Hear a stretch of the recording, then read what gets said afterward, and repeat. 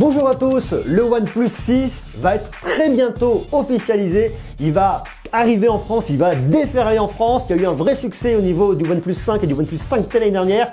On en sait quasiment tout, on va pas se mentir, sur ce nouveau OnePlus 6, le design, les spécifications, le prix. On sait pas mal de choses, on va faire un point parce qu'il va être annoncé dans très peu de temps. Donc on va regarder un peu le portrait robot, quelques jours du lancement officiel et on y va tout de suite.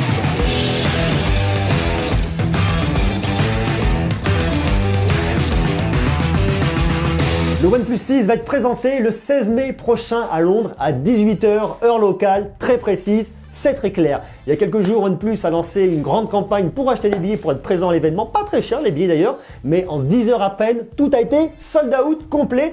Maintenant, c'est plus possible d'y aller, donc il va falloir suivre le live stream sur internet, ça vous pourrez, mais en tout cas, si vous n'avez pas votre place, eh bien, ça vous est passé sous le nez les amis.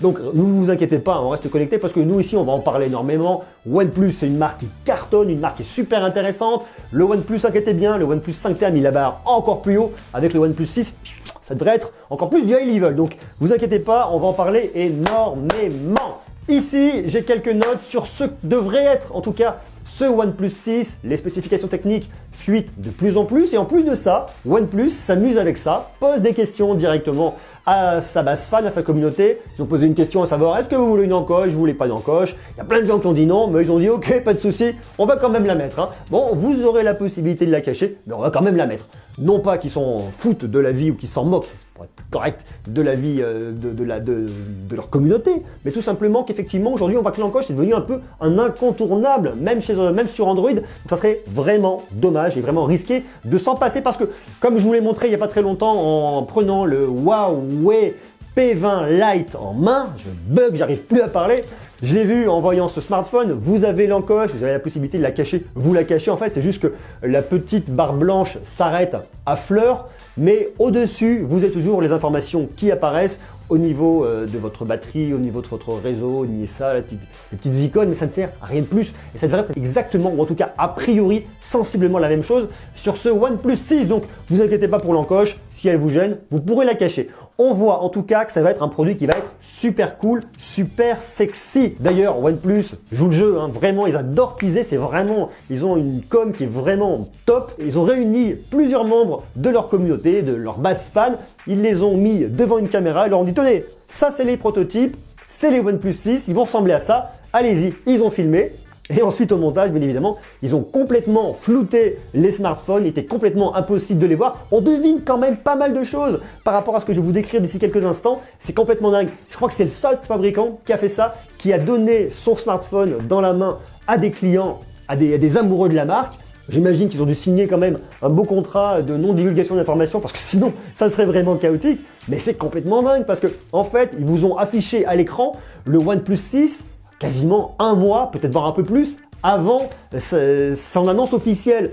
Donc ça, si c'est pas teasé comme un dingue, je vois pas ce que c'est. Mais c'est vraiment, en tout cas, vraiment super bien joué de la part de OnePlus. Alors OnePlus nous a balancé plein d'infos au compte-gouttes pour teaser, pour faire monter la sauce avant la sortie de ce produit. Alors qu'est-ce qu'on sait aujourd'hui? Je vais vous le dire. On sait déjà qu'il aura cette encoche, comme sur l'Essential Phones, comme sur l'iPhone 10, comme sur beaucoup de produits en 2018, qui lui permettra de loger un capteur photo, un capteur de proximité, de luminosité, le haut-parleur, voilà, pour cette partie-là. A priori, on devrait aussi avoir une reconnaissance faciale pour déverrouiller via la caméra avant. Il n'y aura pas de système de Face ID, donc ce sera un système de déverrouillage comme ce qu'on peut retrouver aujourd'hui, en tout cas sur les produits de Samsung. Bon, comme un Face Unlock, quelque chose qui déverrouille rapidement, qui n'est pas le plus sécurisé du monde, mais qui marche très bien.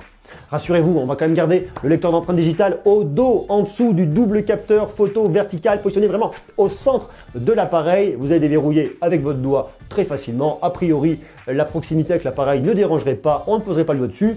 Ça, on le verra un peu plus tard. Toujours est-il qu'au niveau design, on va retrouver un bord assez important en bas de l'appareil, pour une question de coût, tout simplement. Parce que effectivement, autant sur l'iPhone 10, ils ont pu réduire cette partie-là avec une partie avec un écran un peu plus flexible en bas pour pouvoir gagner effectivement sur la dimension. Sauf que si OnePlus faisait la même chose, ça allait coûter tout de suite beaucoup plus cher et ça allait coûter beaucoup plus cher aux consommateurs. Donc ils se sont dit au final, on va laisser une petite barre noire en bas qui n'est pas non plus énorme, qui n'est pas déconnante. Ça permettra de faire baisser le tarif du produit et que le consommateur s'y retrouve. Voilà. Une petite bordure, au final, Je pense pas que ce soit vraiment trop problématique. On devrait aussi avoir un dos en verre à l'arrière de l'appareil. Qui dit dos en verre dit recharge sans fil. Côté écran, on devrait avoir un écran de 6,28 pouces au format 19/9, un écran OLED, quelque chose d'énorme, avec une résolution en QHD+, 2880 par 1440. Au niveau de l'OS, on devrait avoir un Oxygen OS 5.1 qui tournerait sur un Android 8.1 Oreo. Au niveau du processeur, on devrait avoir un Qualcomm Snapdragon 845